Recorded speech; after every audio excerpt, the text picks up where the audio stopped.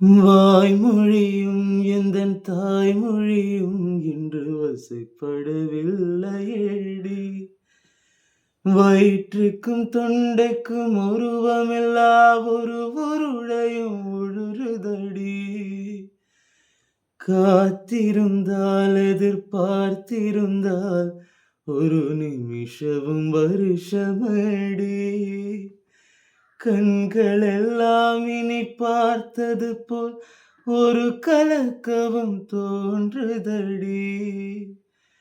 இது சொர்க்கமா நரகமா சொல்லடி உள்ளபடி.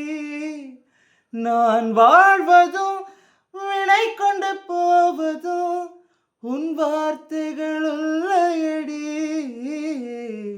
என்னவளே அடி என்னவளே எந்தன் இதயத்தை துளைத்து விட்டே.